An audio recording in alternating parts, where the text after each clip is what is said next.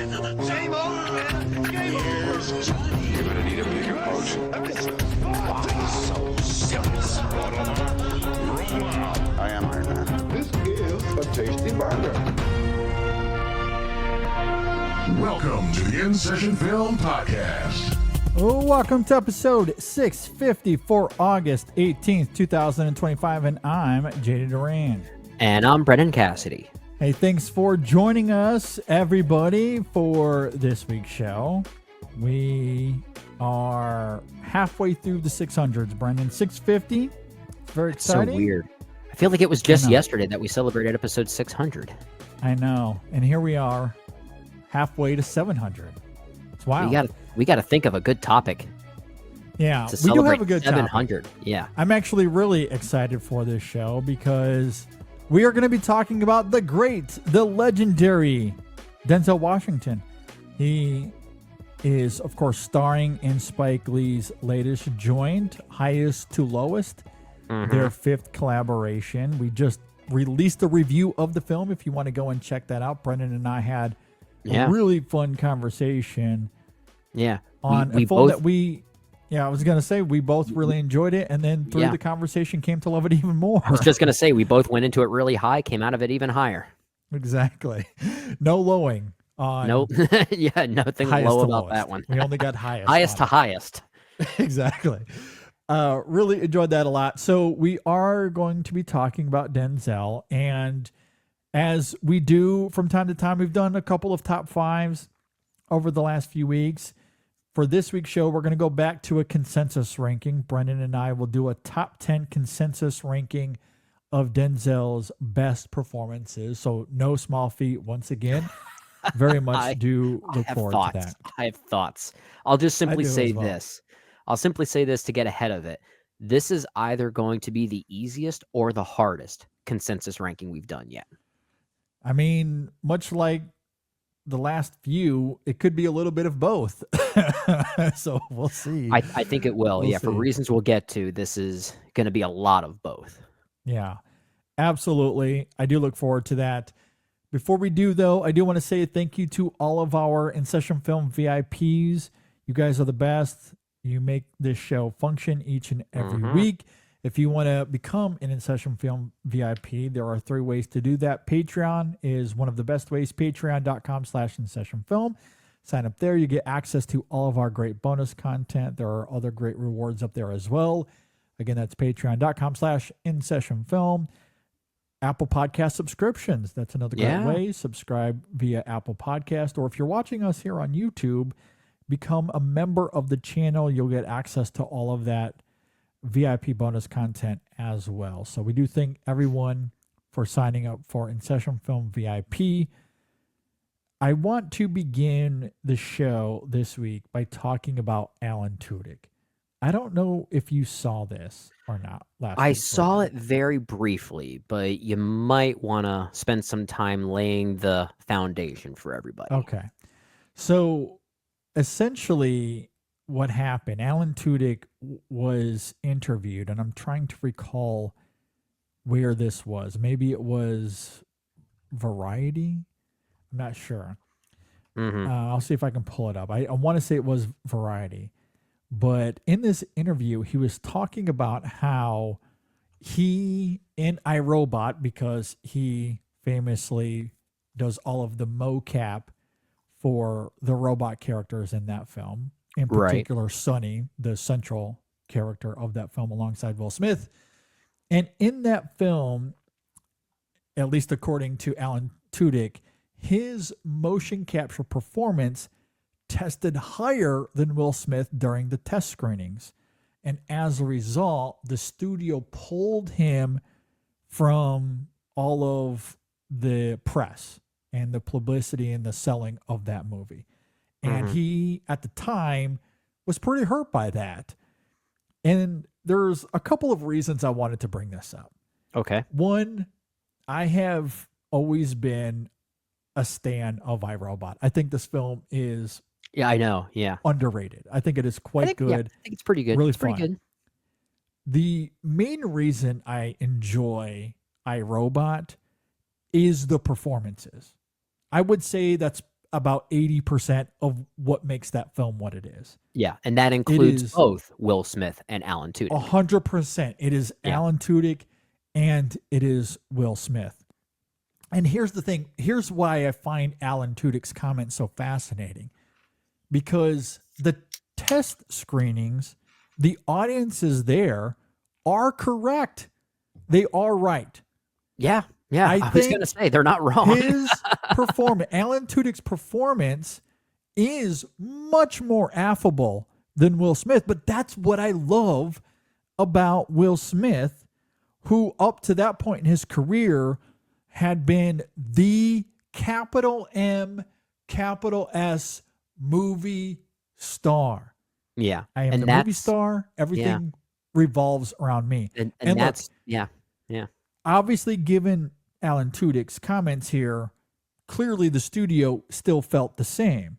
Mhm. But what's interesting and ironic about that, Will Smith's performance in iRobot is not at all about him being the capital M, capital S movie star, at least not in the ways that we had seen up until that point. Because Will Smith's performance in that film is incredibly cynical. Oh, It it's, is a it's very dry. cynical It's dry performance. as a bone when you compare Dry it as to, a bone. when you compare it to what Will Smith is most known for, especially around that time. It's like, in Yes. a way, even though he is the movie star of that time, and of course the production company wanted to highlight that, he's not really giving a movie star like performance in that movie, iRobot. The Mhm. whole point No. is that he's not. The whole point is that his coldness was meant to feel like a jarring thing when compared to the warmth of Alan Tudyk's performance. Exactly. Yeah. 100%. Yeah. That's exactly what it is. The coldness of his character is, in a lot of ways, the emotional undercurrent of the film. One of the best scenes, and honestly, one of my favorite Will Smith individual scenes, is that reveal of why he is so cynical in that film. Because again, the way he delivers that monologue, there's still a dryness to it. There's still like a cynical backbone, but it's also conflating with all of this over emotion that he's feeling in the moment, and it's really great. Like I think it works really well with the dialogue.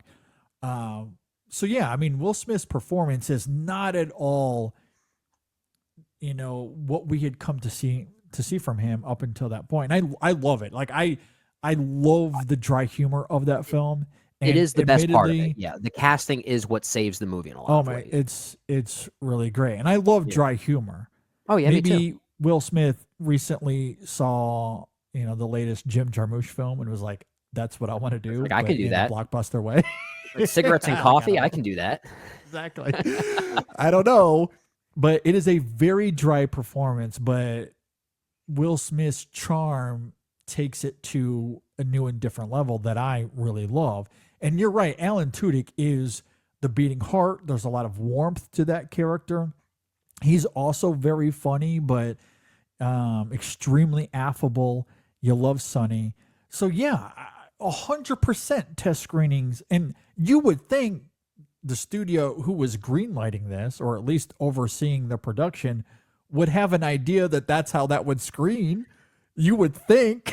Yeah, like it well, doesn't take a rocket scientist to figure this out. I guess my thought too, and why I find this so weird from the studio's perspective, is even if Alan Tudyk scored higher during these test screenings, wouldn't you think that's something the studio would want to highlight given when this movie came out? Because this type of motion capture like performance was kind of a new thing that studios were highlighting in their movies, right? This is 1 year removed from the Lord of the Rings trilogy. Yeah, I was going to say, this was right off the heels of the Lord of the Rings. Yeah, it was kind of the new like technological talk of the cinematic town. So it's kind of ironic that they chose not to highlight that. Granted, this is not a motion capture performance in the same breath as what Andy Serkis normally does, but it is still something that you could market, right? Given how prevalent that it was at the time. I think it is one of my favorite mocap performances. Yeah, it's a especially very when you're looking different, outside of Andy Serkis. Andy Serkis has the top 6 performances probably between kind of, in a way, he Apes kind and of Lord of the invented Rings. Yeah. Look, no one's touching Andy Serkis in this arena. Right. But outside of Serkis, I think Tudyk is right up there as far as giving one of the better mocap performances. And Sure. I think he's really good in that film. Like him and Will Smith together, they have such a great rapport, a great dynamic. I don't know what it was like on set, but the final product, I think, is tantalizing. It's really, really great. Very, very funny. And I have a great time with that film as a result, almost exclusively because of their dynamic in those performances, which is why I was saddened to hear that the experience, at least the aftermath of it, was disappointing for Tudyk. And I do hate that the studio removed him. They should have utilized Tudyk, and to your point, the idea of mocap being this new innovative thing, and letting him tell his story. Isn't that very ironic and also hypocritical of the studio to be selling a movie on us buying into the humanity of these robots, and during the press for it, remove the actual humanity from it? They removed the human. Yeah, it makes no sense. Makes no sense whatsoever. Like, Nah. I don't know. And look, there's a long history of movie studio execs not knowing, like having no clue how to run a movie studio. No clue. No, whatsoever. Once again, learning the wrong lessons. Exactly. And I don't foresee that stopping anytime soon, but this is just another notch on the belt of these bozos making the wrong decisions at every single turn. Because that makes no sense to remove the human from the robot when that's so much of what that movie is about. And it sucks because he is great. Alan Tudyk is really, really great in that film, and so is Will Smith. And it makes sense. Like I read that headline and I was like, yeah, of course that's the case. And I don't blame Will Smith either. No, because he was just kind of a byproduct of that choice. He had nothing to do with it. No. And I love that he's as cynical as he is in that movie. And yet is still funny and very Will Smith, endearing and fun. But yeah, I saw that and I was like, I need to talk about that. Given how much you like iRobot, I know you like that movie a little bit more than I do, but I still think it's quite a fun movie. Yeah, look, it's not reinventing the wheel in terms of its narrative and themes or action. No, but as far as diverting sci-fi is concerned, it's certainly one of the better ones. Yeah, and it's because of the performances, and that's what this news was all about, was those two. Absolutely. So I wanted to bring it up here. It's just so weird that the studio chose not to highlight the growing trend of motion capture, especially given the success of Lord of the Rings, but also in a few years, you would also get Bill Nighy's great work as Davy Jones in Pirates of the Caribbean: Dead Man's Chest, which I still say is probably the greatest CGI creation of all time. I don't think you're going to get a lot of pushback there. No, it's either that or the Tyrannosaurus Rex from Jurassic Park, probably the two greatest forms of CGI creation in movies. It's like it was a thing. It was a trend. Talk about it. Let's promote it. Yeah, I agree. Yeah. I agree. And we've mentioned this a bazillion times. I'm sure a lot of other film podcasts have as well, but I do want to get to a point where motion capture and animated vocal performances are considered during award season. Oh yeah. They need to be. I agree. Okay. I want to take you back to the year 2015. The year 2015. The year of our Lord? The year of our Lord 2015. There was a Hungarian film called White God. Okay. And I understand that a lot of people listening have not seen this film. Maybe some of you haven't even heard of this movie. Oh, that's a shame. It's really good. It's a foreign film. And even in 2015, I don't know if it got the notoriety that it deserved. But at the very least, if you haven't seen this movie, you are aware of its filmmaker, given another film that he has made. Yes, you are absolutely aware of Cornel Monrusso. Again, I Yeah. don't know if I'm saying that correct, but he has become a little bit more prominent in recent years. Mhm. It's, I thought of Pieces of a Woman a few weeks ago. We talked about Fantastic Four, and we brought up that movie quite a bit. Absolutely. Anyway, White God comes out in 2015. I think it is one of the best movies of that year. It is great. It is in my top 5. Yeah, where did you have that at number Emotionally 1? obliterated me. No. It was in my 5.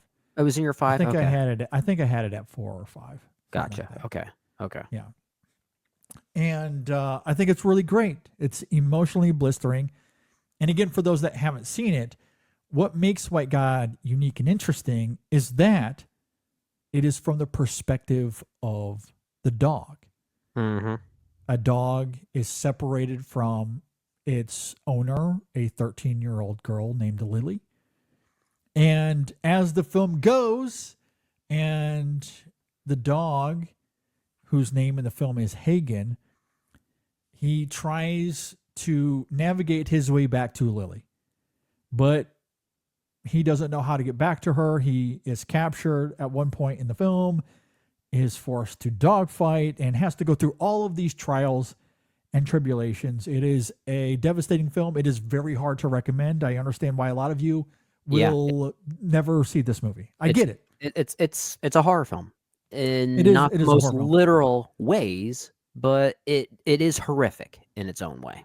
Yeah. And look, I'm going to give a brief spoiler alert here because I know there's a lot of you that may not watch it because you want to know if the dog lives or dies. I will Right. reveal that to you. So if you want Yeah. to skip ahead 10 or 15 seconds, that's perfectly understandable.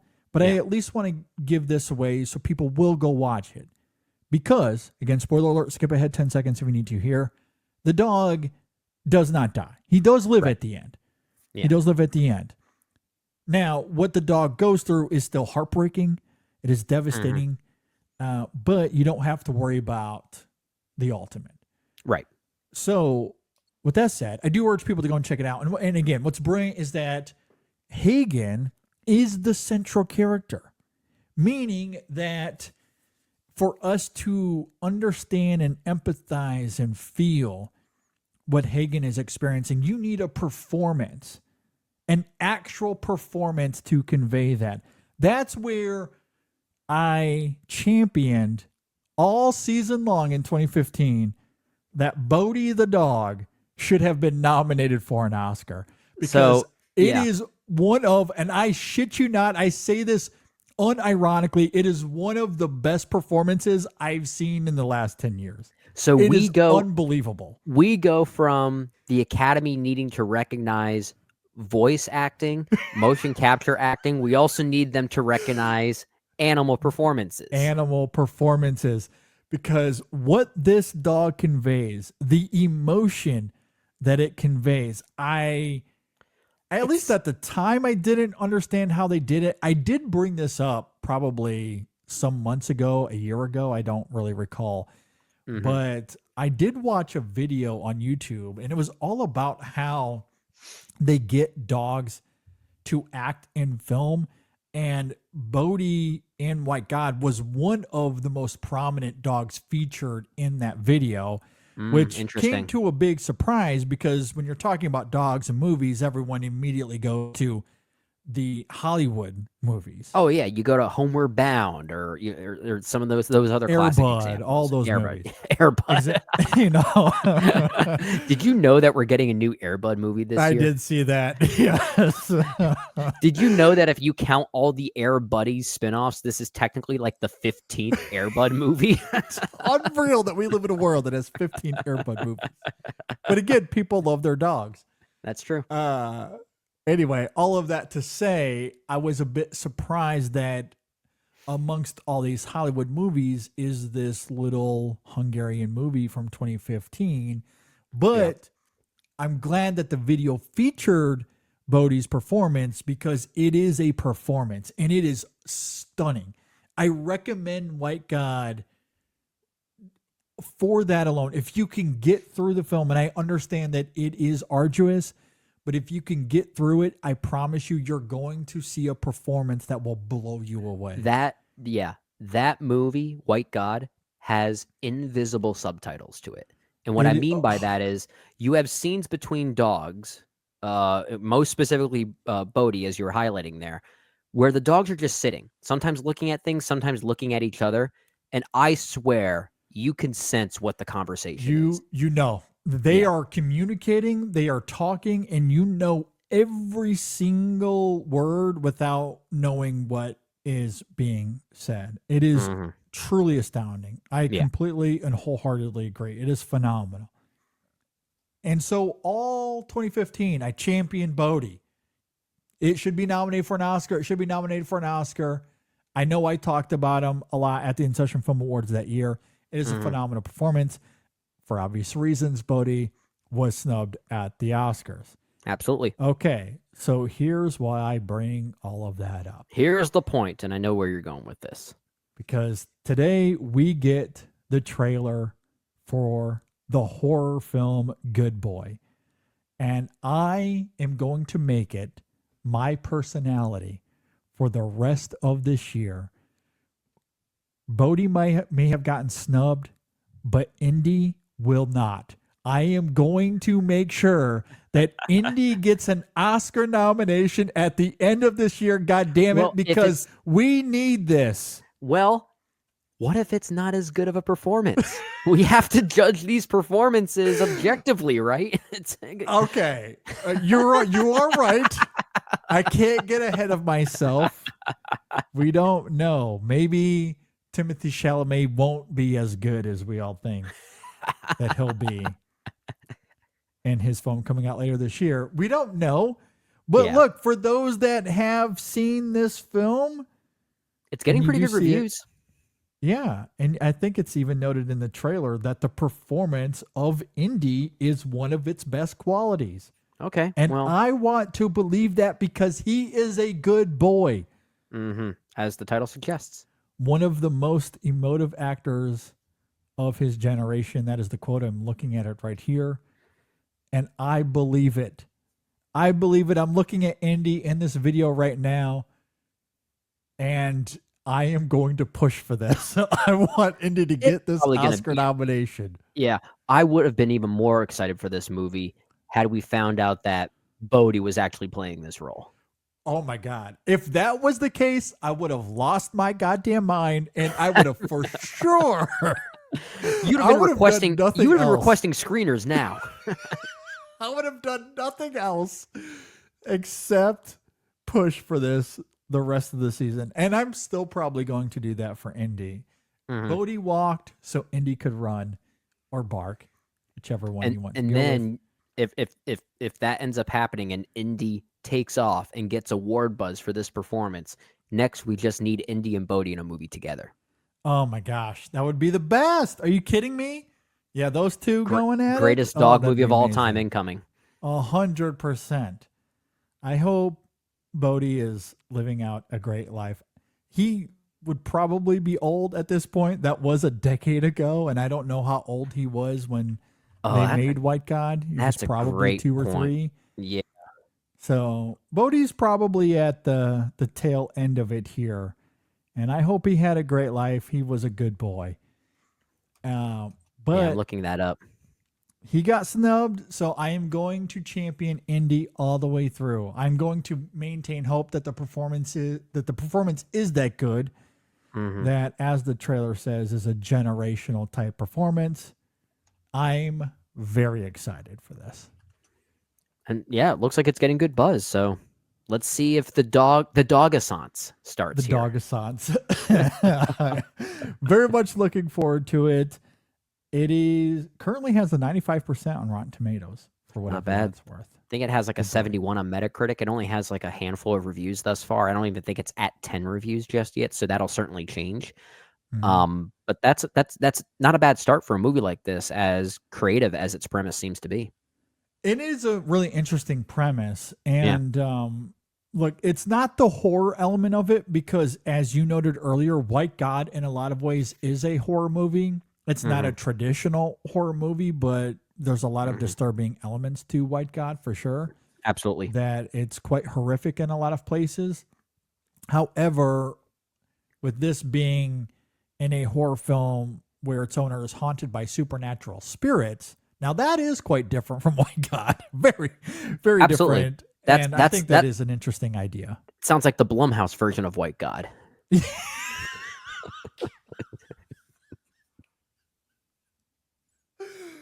Whoa, God damn it. Like, no, I can't think about anything else. That's all I'm going to see now.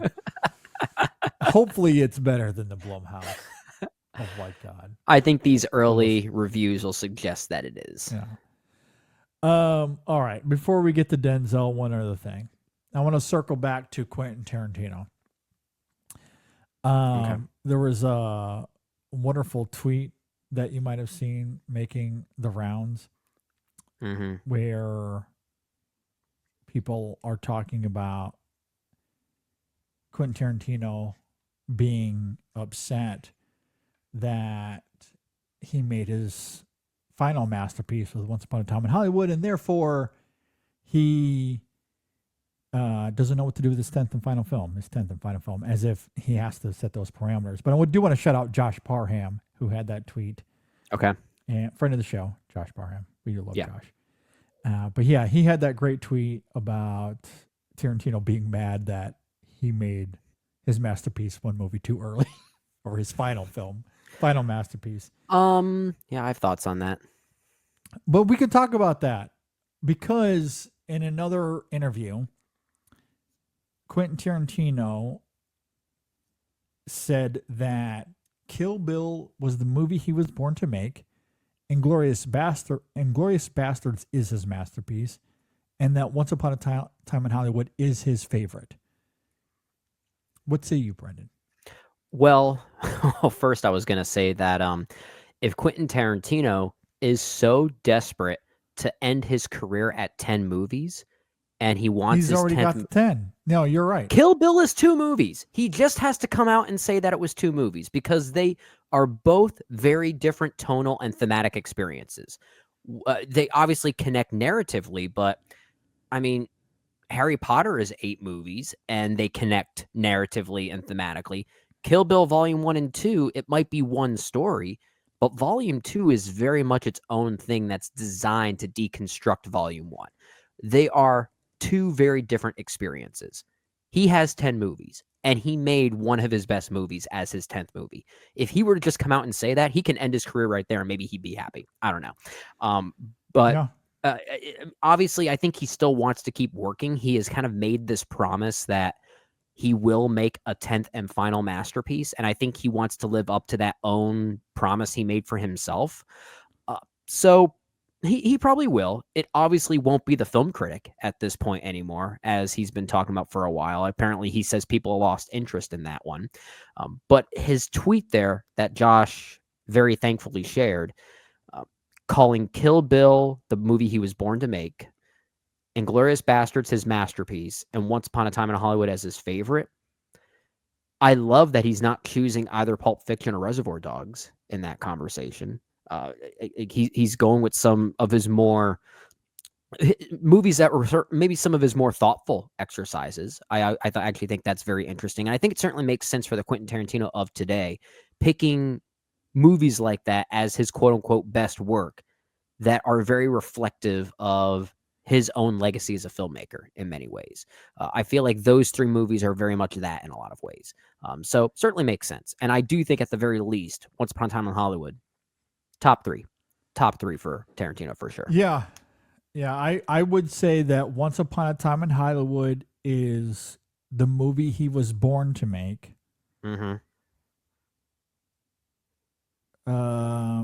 Jackie Brown is his masterpiece, and Kill Bill Volume 2 is my favorite. There you go. That's where I'm at. That's a great way to put it. I might agree with that, actually. No, I actually might agree with that. Yeah. I think that's where we're at.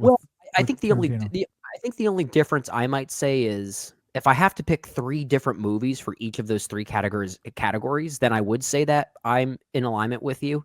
But admittedly, Jackie Brown is my Is pick also for your favorite. It's also my favorite. Yeah. yeah, Yeah. no, that's very fair. Yeah, because I could flip those final two as well. I Yeah. could say that Volume 2 is his masterpiece.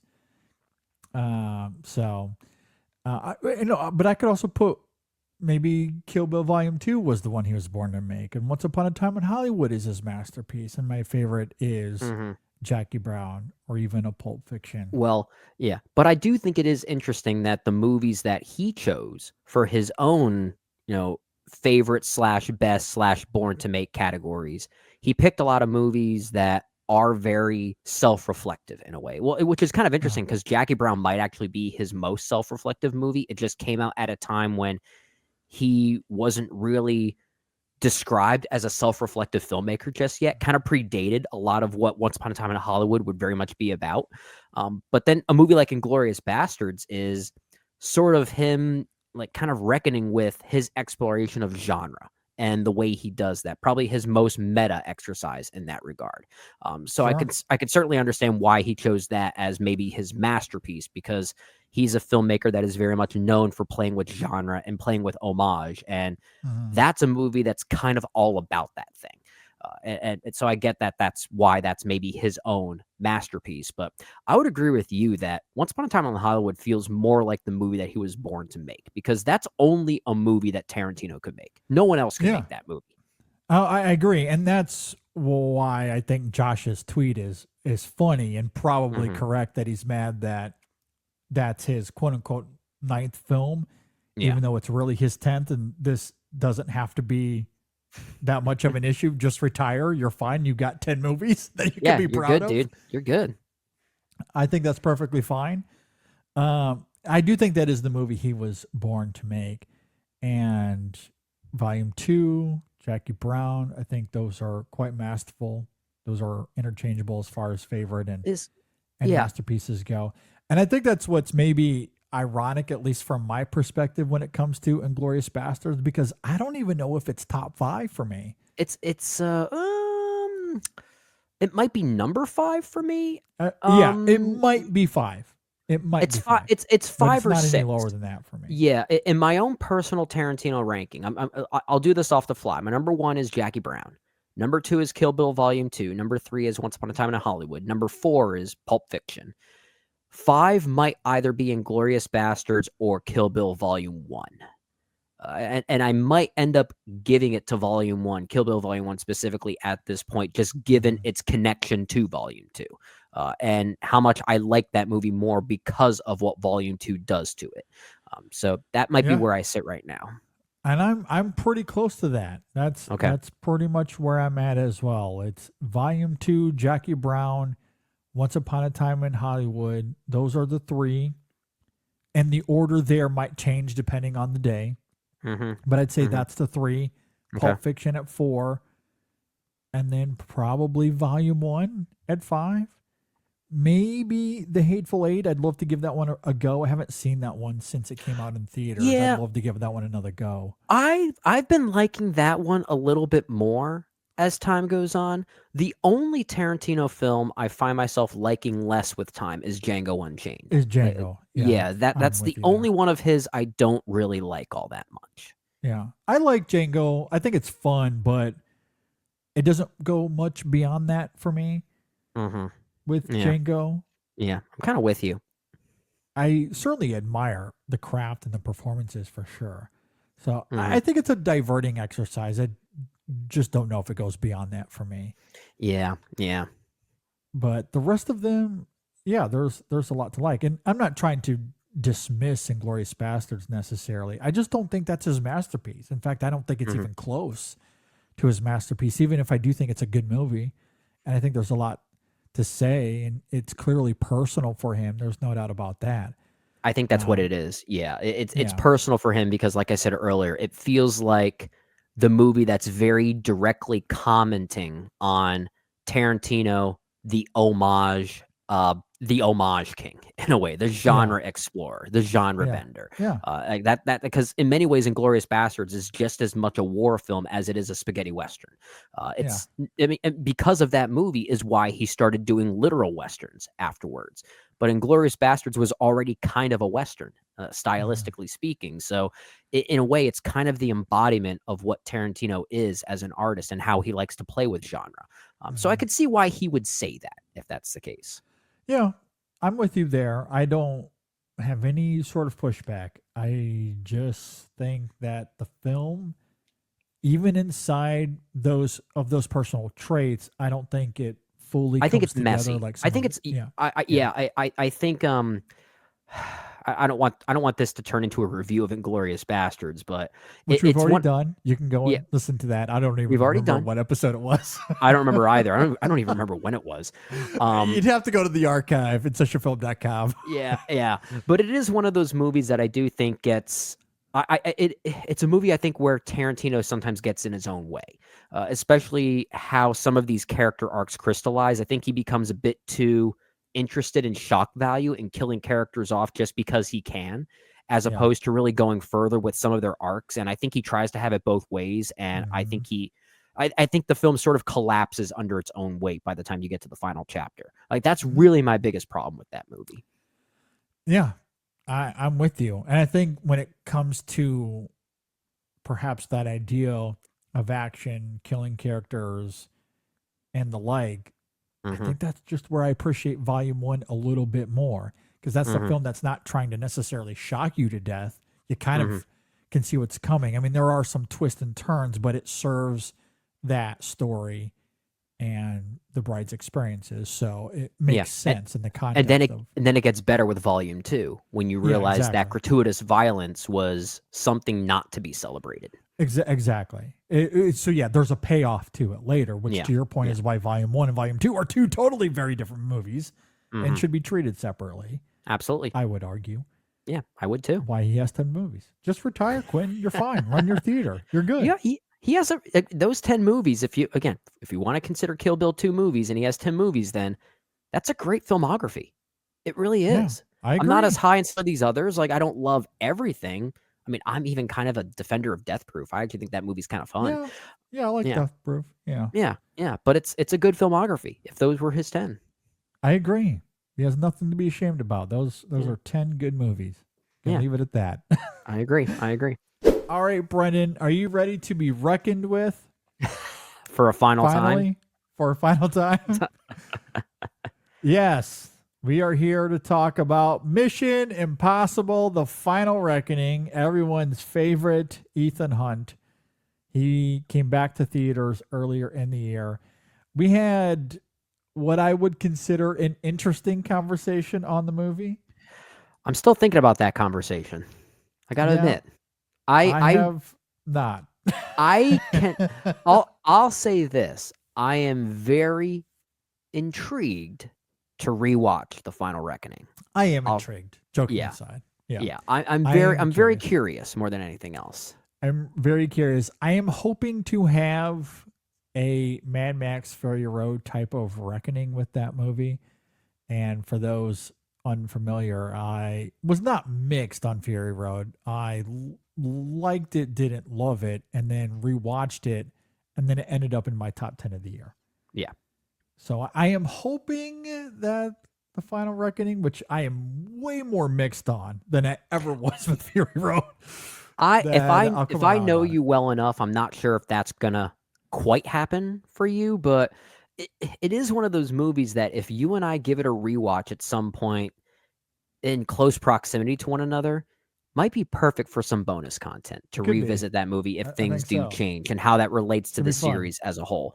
But needless to say, it is a movie that did strike up a very interesting conversation among film fans. Very much so. For those of you listening, now's your chance not to miss out. No, a lot of you love this movie, and I'm glad that people love this movie. I might be in a minority. I don't know. I'm glad a lot of you love it. And for those that do really enjoy Mission Impossible: The Final Reckoning, great news. We have 5 digital codes to give away. And we are going to do that later on this week. If you want to win one of those digital codes, follow us on Instagram and Twitter, and you will see instructions on how you can win said code.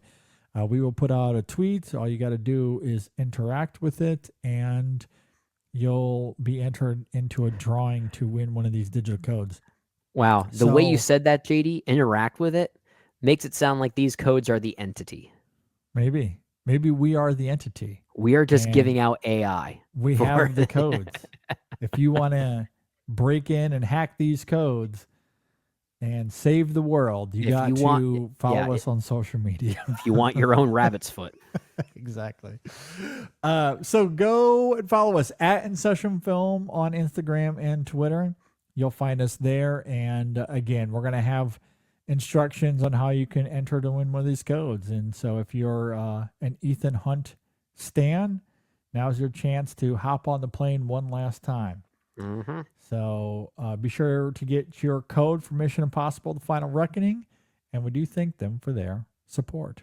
All right, Brennan, let's talk about security and traveling. Protection. Yep. In this digital age, and we need that. We need that more than anything else. Because we're living in a Mission Impossible world where the entity is always lurking. Gosh, why didn't the IMF just use NordVPN? That would have saved the whole time, 2 hours. The whole world. Saved us 2 hours. NordVPN is great. It is perfect for those that are traveling, especially, but even at home who want to enjoy the benefits of your paid subscriptions anywhere you go at any time. It is fast. It is secure. It protects you from prying eyes online by changing your IP address, and it secures your traffic through encryption, making it hard to spy for anyone to steal your data. Yeah. So basically, it is your own internal IMF organization on your computer and your device. Yeah. That is basically what that is. And it is available on all major operating systems, smart TVs, and routers. Their Threat Protection Pro feature helps to block malware, malicious ads, and sites. It is so effective, it was even picked as the best VPN by PC Mag, Forbes, Wired, Tech Advisor, as well as many other outlets. Exactly. With 7,200 servers in 118 countries, your options are pretty much endless. The speeds are incredible. NordVPN doesn't track user data either. It is so good. The definition of secure. And if you want to check out NordVPN, click on the link in the description below. We'll have it in the description, and you'll get your first 30 days for free. So click on the link, get that first month for free. Stay connected wherever you go. Make sure that you travel safely, and we want to make sure you do. So go and check out NordVPN, and we thank them for their support. All right, with all of that said, let's go ahead and transition to the great, the wonderful, one of the GOATs, Denzel Washington. And we're going to be doing a collective ranking here of his performances. So no small feat here as we talk about. Yeah, especially when we're talking about arguably the greatest movie star of our time. Yeah. Oh, yeah. Easily one of the best, one of the biggest stars of our time. There's absolutely no doubt about it. He's done, I don't know, looking here, 40 different movies.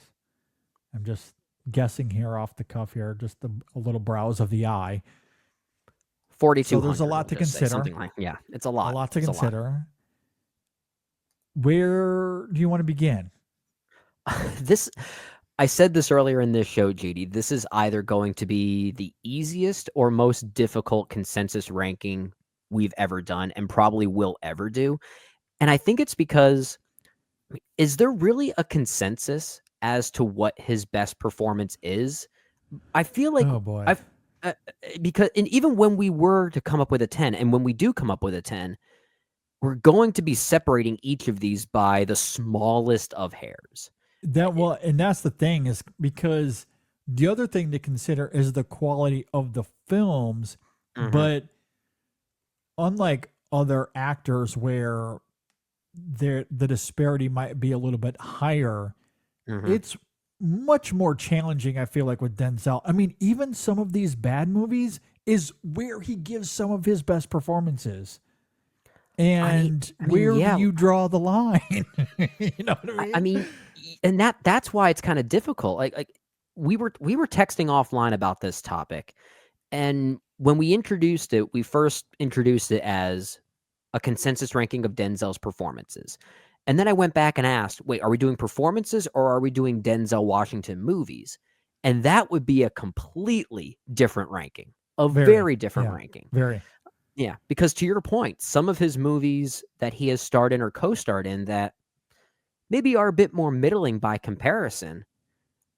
I mean, he's amazing in something like Two Guns, right? But it's he's phenomenal in John Q. Not a good movie, but man, does he go full bore in that movie. Just going to say there's a very good chance John Q might actually be in my personal 10 Denzel performances in a movie that's not very good. Yeah, I think that's totally fair. I'm not too far off from that either.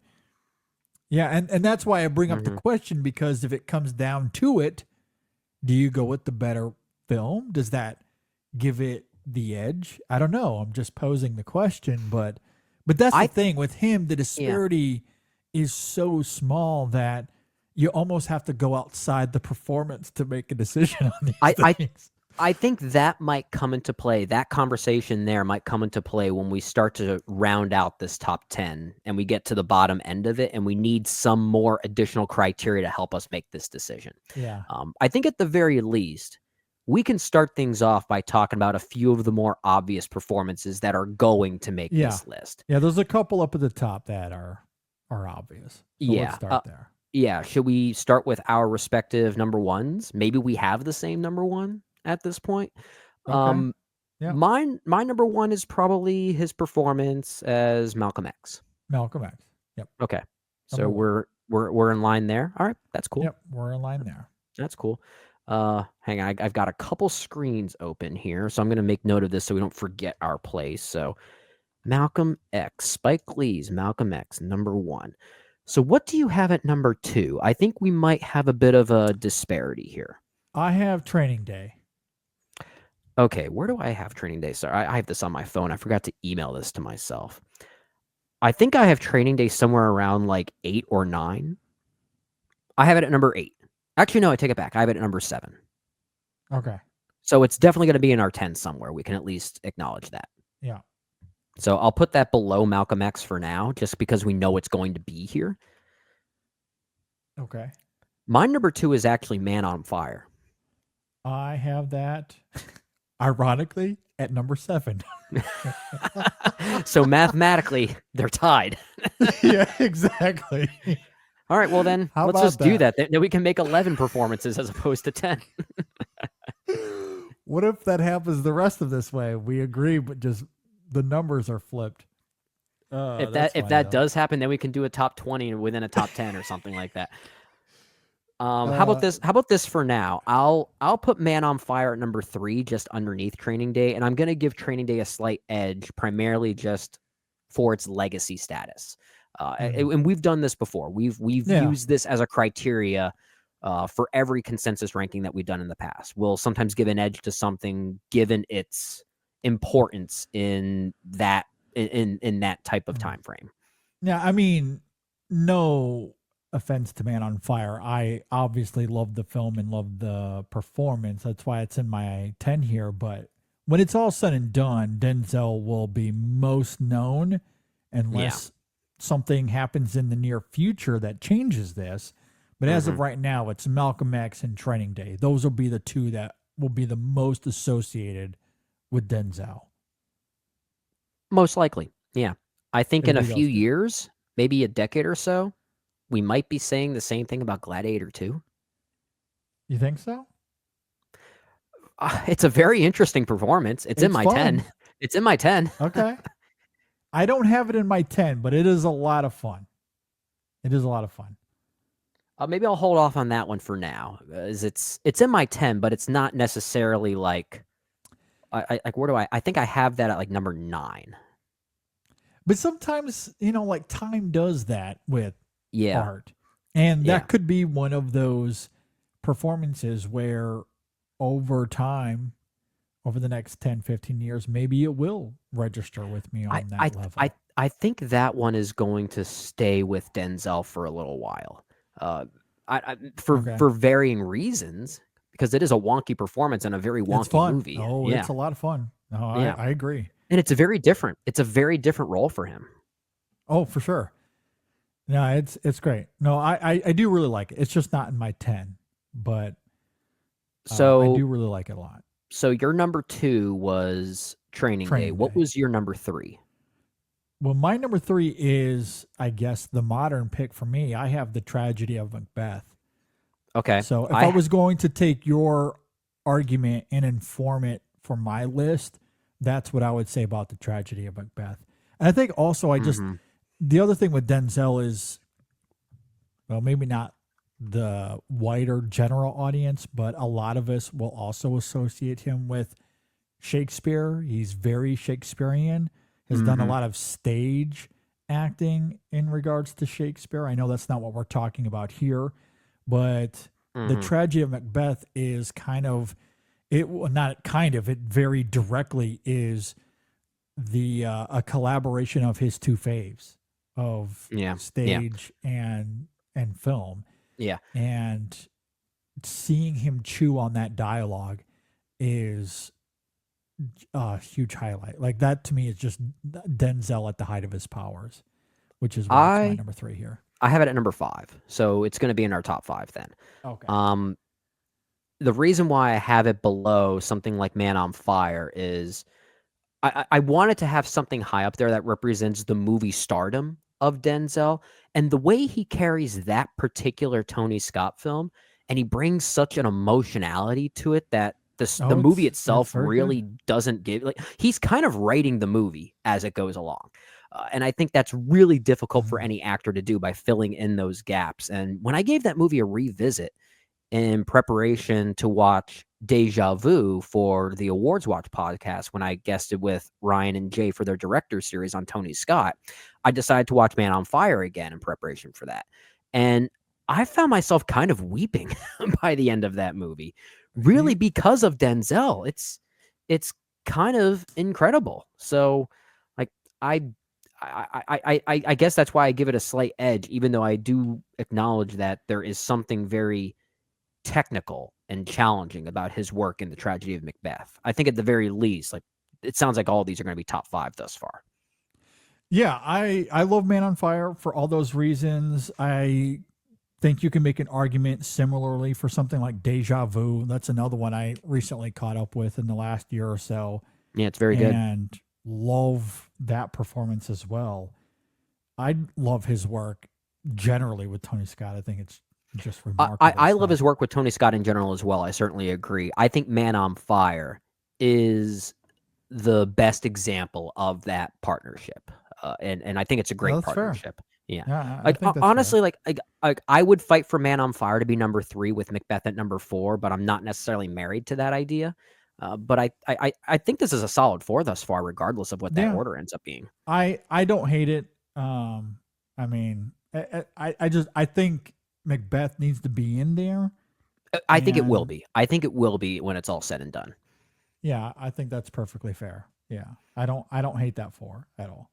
So so your number 1 was Malcolm X, number 2 Training Day, number 3 Macbeth. What was your number 4 on your personal list? Okay, so my number 4 is Mo Better Blues. That's my number 3.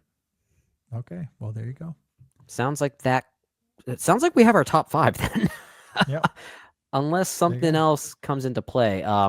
Mo Better Blues is just a movie tailor-made for Brendan Cassidy.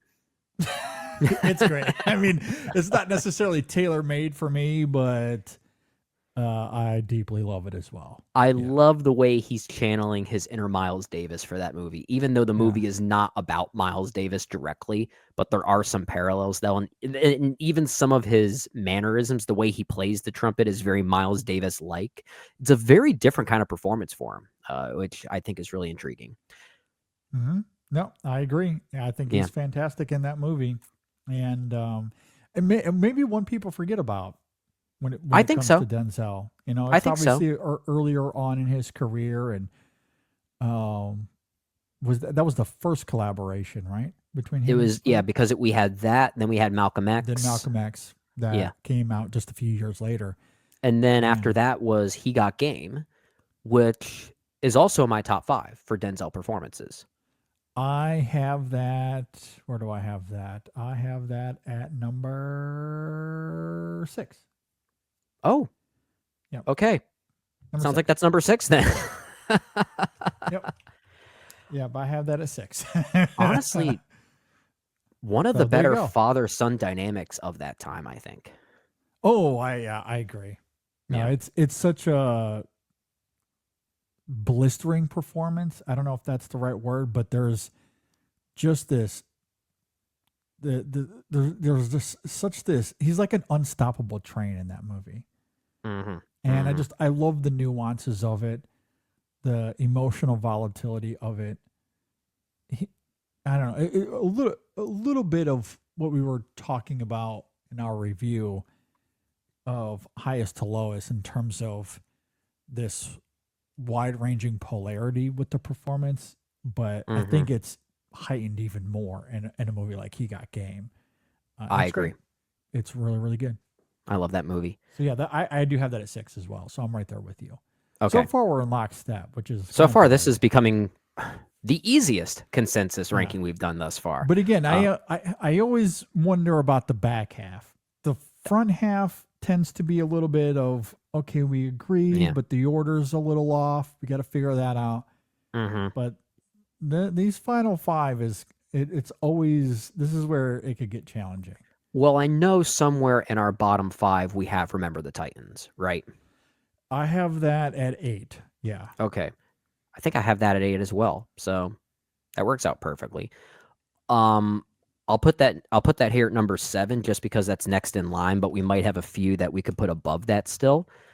A movie I do have above it, or I should say a performance I have above it, is one I'm still wrestling with if it's one of those examples of, is it the movie that's doing the heavy lifting or is it Denzel's performance? But what I have above it right now is Crimson Tide. I have that at 10. Okay. But again, like I have that above Remember the Titans right now, but I'm wondering, is that because the movie is so good and the interplay between Denzel and Gene Hackman is the thing that really sells it? Or is it purely the Denzel of it? And I think it is kind of both, to our point earlier. Yeah, I mean, that's a really good question. I will say, when it comes to something like Remember the Titans, I think he's really good in that movie. But I think, in a lot of ways, these last 3 are interchangeable. Crimson Tide is certainly the better movie. And you love that dynamic that you're just talking about. Remember the Titans, he's obviously front-facing. He has this formidable personality to him as this hardened football coach. But I don't know if he really moves the needle in that film like some of these others. It's one of those where his performance grounds so much of the dramatic thrust of it, which is why it's important, why it stands out as maybe one of the better performances in a sports movie. But when I think about that film, I don't necessarily think about Denzel first. It is an Whereas ensemble. Crimson You're right. Tide, yeah. Because I think about that moment with Yost and the huddle, or you think about the kids, like their dynamic throughout the film. That whole scene about leadership, for example. Yeah. Like there's so many other things that come to mind, but including Denzel as well. You think about that speech he gives before the season starts and the importance of coming together.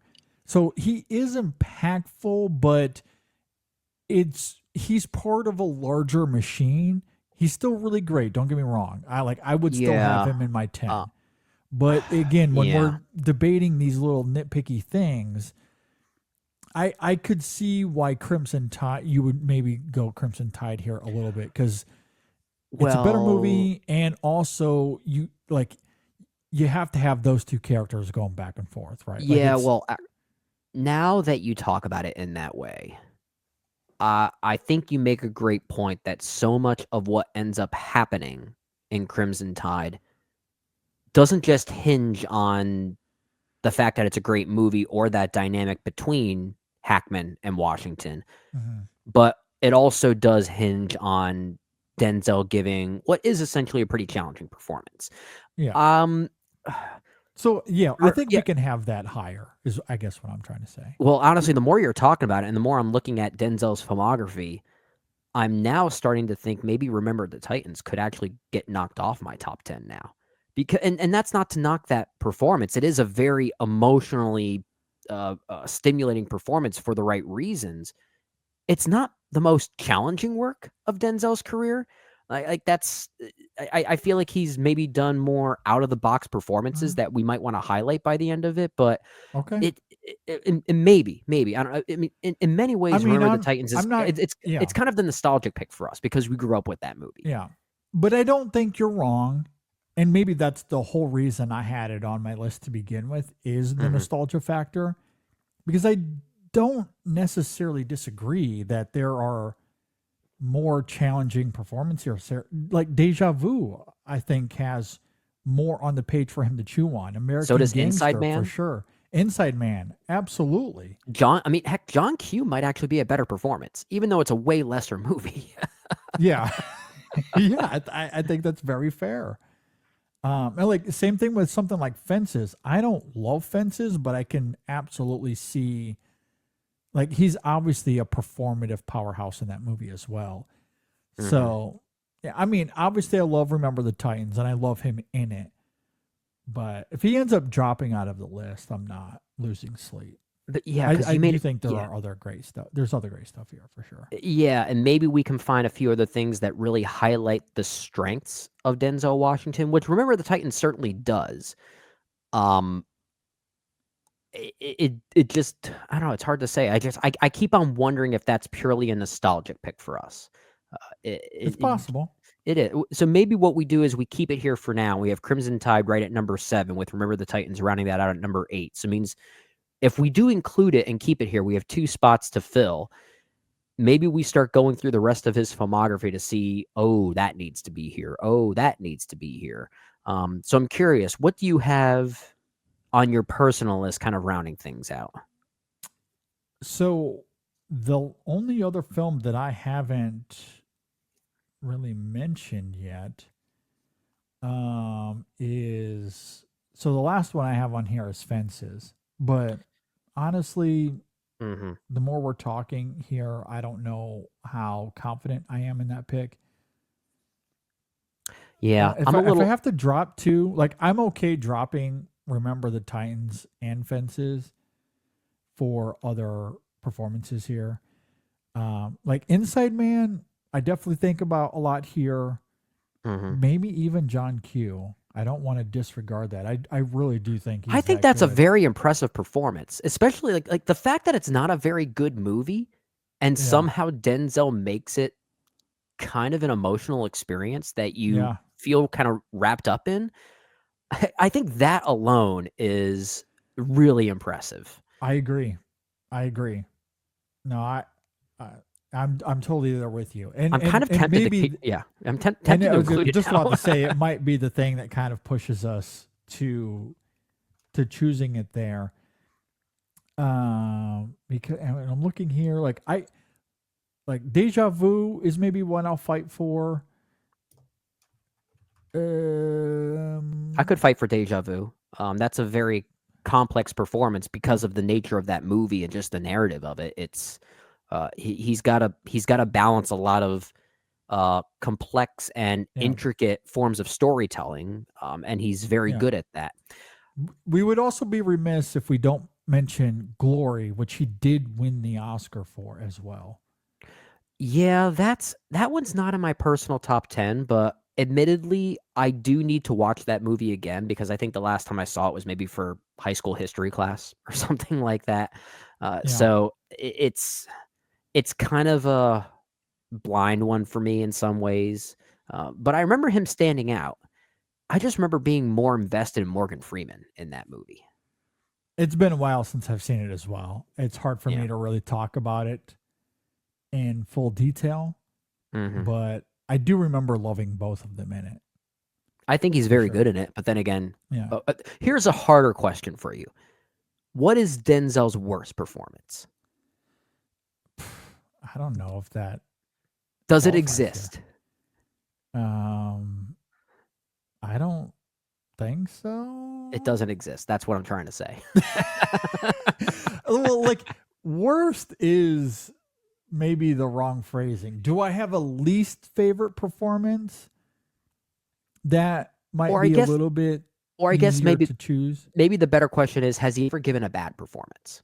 No, I don't think he's ever given a Exactly. bad performance. But I don't know. And also maybe, because when I look at it of like, okay, well, I don't love this character, or maybe I don't love this performance as much. But Mhm. to your point earlier, is that really Denzel, or is that just I don't love the movie? Yeah. Well, And that in could be some the case. cases, Like yeah, you could brought be the up movie like failing two, him. like Two Guns. You mentioned earlier. Like I'm not in love with that movie, so I don't think Mhm. about that performance all that much. Does Right. it stand out as one of my least favorite performances of his? Sure, Probably, probably. but that's mostly the film doing the work there, and less him. I'm sure if I went back to watch that film, I'd be like, oh yeah, of course he's great here.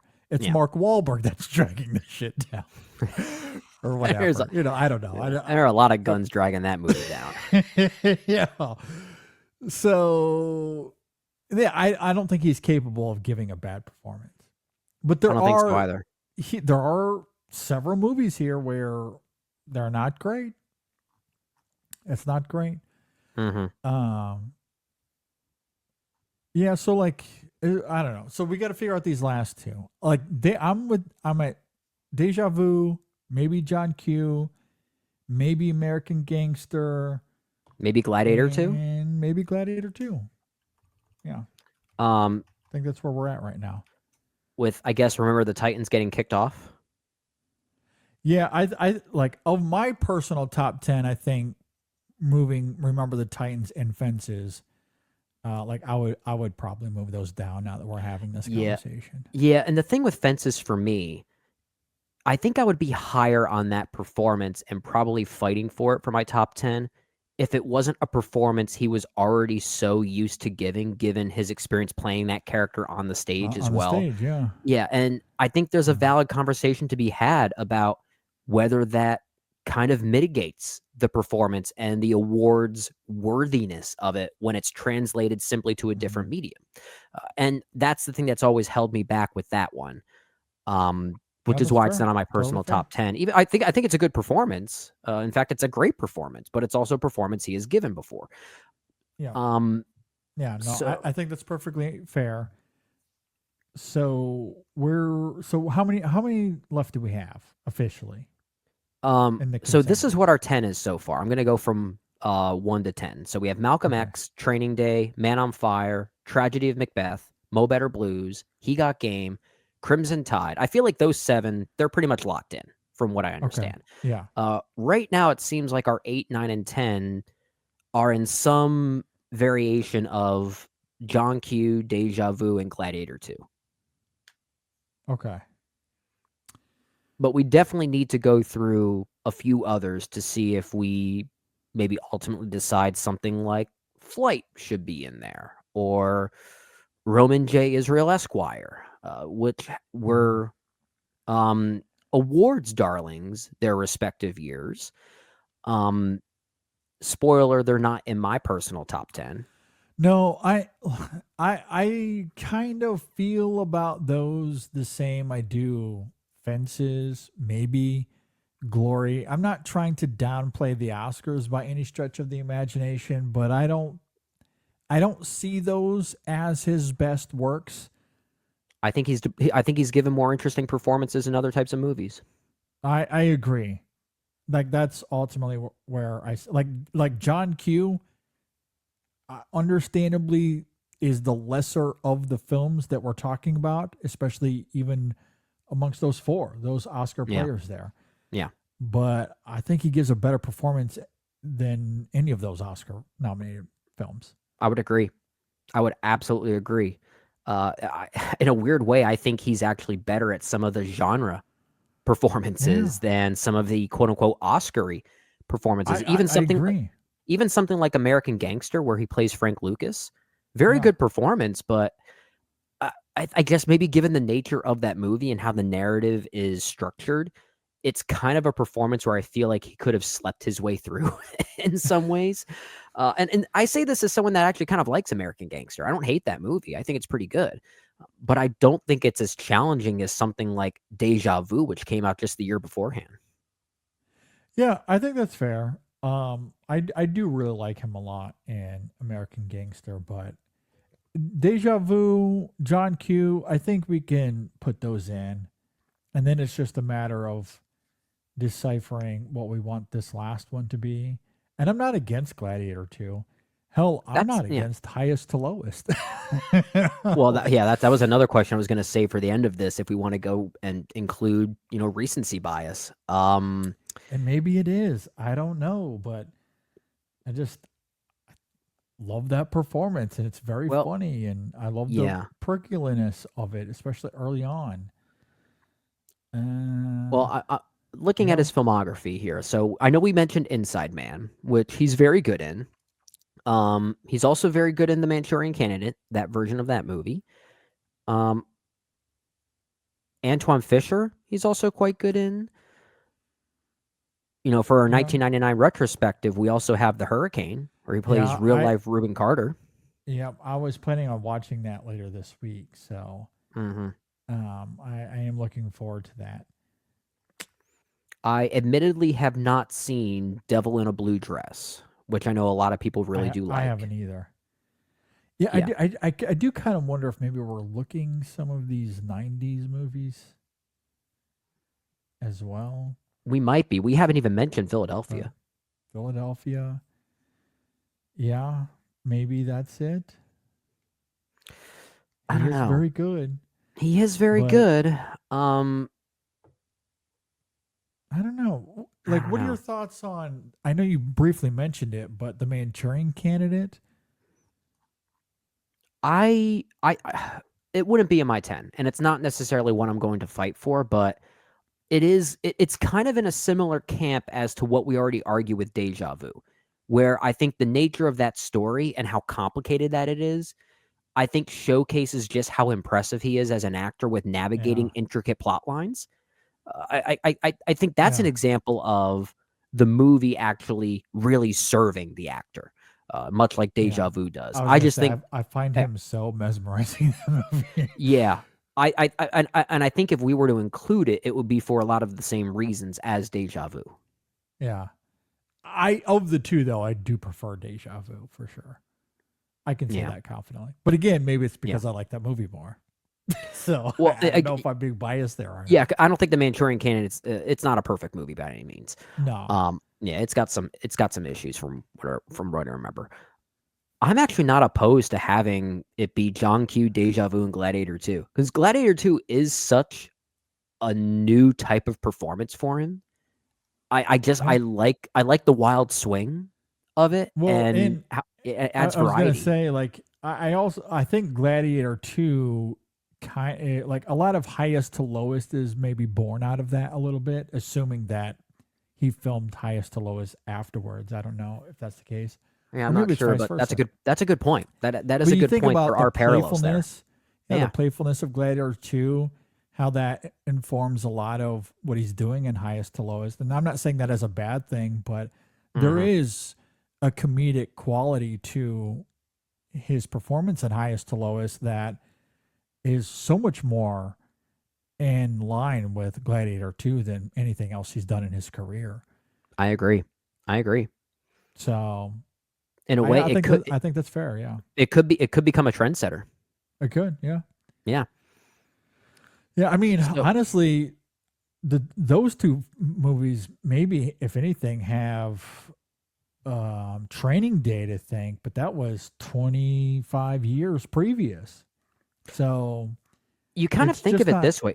Looking at his filmography, he like within each decade, there was always maybe one performance that was sort of a kind of a foreshadowing effect, something that sort of created the movement of what type of movie Denzel will be doing for that decade.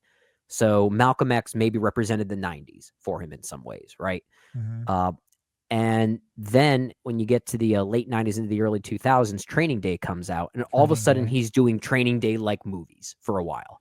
Yeah.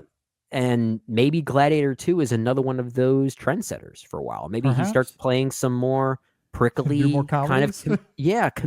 I would love to see him do a straight up comedy. I think it'd be I think great it'd be in it. fun. Yeah. Like, be what if great. he teams up with Liam Neeson for a sequel to The Naked Gun? I'd be down. That It sounds would- like whoa, I that mean, sounds like a look, great movie. Oh my goodness. Honestly, it makes a lot of sense too, right? Because they brought in Liam Neeson because of the irony that he did Taken. Denzel is in that exact same camp with the Equalizer movies. Yeah. So him coming into The Naked Gun does have a lot of logic behind it. So I can see it. I think we just discovered something. Akiva Schaffer, you listening? If you're Yeah. listening to the show, I'm telling you. if you make that movie, please pay us. And look, maybe it's just coincidence or not. I don't know. But, you know, when we reviewed Highest to Lowest, we talked about that insurance joke. That is straight out of a Naked Gun movie. It is Naked Gun like. You're not wrong. It is very much Which- a parody spoof movie type which I of kinda love, thing. Yeah. Anyway, yeah. Maybe that's the next one we'll see. I don't know. Maybe. Okay. I'm okay with Gladiator 2. That makes sense to me. I'm Okay. down for that. So let's recap here. Well, I guess first off, are we okay with that order for the bottom three? Right now I have Gladiator 2 at number 10, Deja Vu at number 9, and John Q at number 8. Yeah, that's fine. I'm not splitting those hairs too much either. I think that's fine. I think especially Yeah. given John Q and how that movie as a movie doesn't really work, and yet somehow Denzel tricks you into thinking it's a good movie. Yeah. Yeah. I know. Like, man, I really love that. Was that a good movie or not? I don't know. I can't. I don't remember know. going to see that in the theater as a younger man and crying in the theater during Oh it. yeah, no, I was very moved the first time that I saw Yeah. it as well. And then you start thinking about its mechanics and And it's like, this is everything not else. good. But Denzel, damn you. He does trick you for sure. Yeah. But All right, so then he does that though with a lot of his not great movies. He's so good that you forget that everything else around him is not able to match his quality. Yeah. Yeah. You know, and that's why like everything he does is compelling to some degree or another. Even if the films aren't great, you just can't help but be mesmerized by him on screen. He's Yeah. the best. I know we might get some pushback from listeners who really would like to see Remember the Titans in the top 10, but we could say it's our number 11. How about that? I think that's fair. Yeah. Yeah. Yeah. No, I do really like him a lot in that film still. He's still very powerful in it. So, okay, so let's say it this way. Number 11 is Remember the Titans. Number 10, Gladiator 2. Number 9, Deja Vu. Number 8, John Q. Wow, there's a lot of rhymes there. Number 7, Crimson Tide. Number 6, He Got Game. Number 5, Mo Better Blues. Number 4, The Tragedy of Macbeth. Number 3, Man on Fire. Number 2, Training Day. And number 1, Malcolm X. There you go. I Denzel like it. performances ranked. Love it. And that was honestly challenging because the man just doesn't give a bad performance. No. And No. ultimately, even though we didn't say it explicitly, I do think some of it came down to how we think the film elevates or perhaps mutes his greatness, Mm-hmm. which it does come down to the quality of the film in some ways. But that Yeah. also, I think, is just gives more credence to John Q and how good he is there. I was just going to say, it's kind of he's the able to adverse for overcome John that. Q, right? Somehow the badness of that movie makes his performance even better. Exactly. That movie is rocking a 30% on Metacritic when you look at its score via IMDb. Like It's that's not the best, but man, live is he good. He's I- real good in that movie. like, if I were to grade that on Letterboxd, if I give that a rewatch, that's a movie I could give as high as like a 3.5 out of 5, just because of his Just performance. because he's that good. Yeah. Yeah. No, I'm there with you. Yeah. We spent a lot of time talking. Yeah, we talked about John Q a lot more than I expected during this ranking.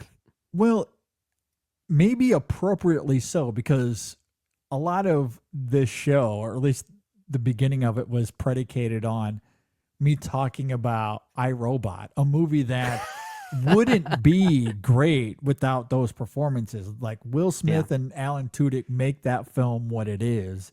Absolutely. And while I do think that's still a better movie than John Q, the reasonings are pretty much the same. Like John Q it all hinges on Denzel. It does. So It does. He you know, might I as think well it have been makes sense. directing that movie. I know. Very much so. Yeah.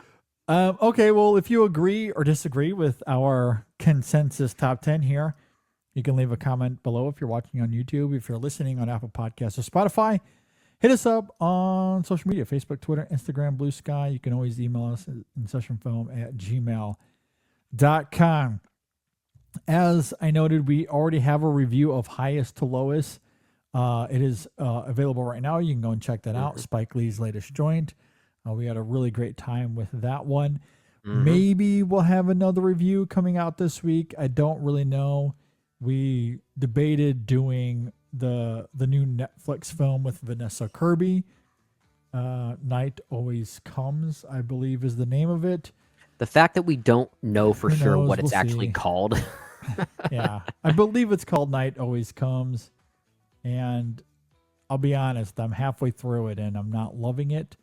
So we'll see. Maybe we'll talk about it. Maybe we won't. Maybe it we'll could just be. have the one review. I don't know.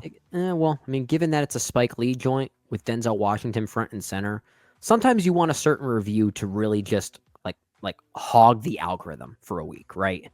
Mhm. And that's a movie I'm not opposed to having that happen. Yeah, I'm not opposed to it either. If anything, I'm trying to talk to our team because I haven't seen it yet, but maybe I can find a couple of writers to discuss Nobody 2. Maybe we'll have a review of that come out later this week if we can get a few people that have seen it to talk about it. Yeah, So heard some that's fun always things. possible as well. So you can be on the lookout for that. We will have a new Women in Session at the end of the week. They've been doing such a great job. I encourage everyone to go and check that out. And maybe we'll have a new Chasing the Gold. Award season is on the horizon. So I know man, time Shadana flies. and the team is getting ready. So we might have another Chasing the Gold episode coming soon as we are nearing that. Our 1999 retrospective is also coming up in a few weeks as well. We are recording that the first weekend of September, I believe. So make sure you're doing your 1999 homework. We are inching closer and closer to that. I'm very excited. And with that, am I forgetting anything, Brendan? I think I got it all. Well, I think on the subject of our 1999 retrospective, which we should highlight, many people consider to be maybe the greatest cinematic year of all time, one of the best years for movies ever. We do have a pretty fun episode planned leading up to that retrospective that you guys don't want to miss. Yeah, you're not going to want to miss this. I'll just go ahead and announce it now because I'm 1999% sure that she's going to be on the show. But Julia Sermons is going to join us. She is one of the co-hosts of 1999, the podcast. And you won't believe this, but their podcast is all about 1999 in film. Turns out. No way. It turns out. So I reached out and asked if she would want to come on the show and talk about 1999. And she said yes. And so she's going to join us. That will be the week before, as Brennan noted. So it'll be a huge, huge appetizer before we get to that retrospective. And I very, very much look forward to that as well. Absolutely. So With all of that said, thanks for listening, everybody. Thanks for watching. We'll see you next time on the InSession Film Podcast. Denzel. Denzel, our boy.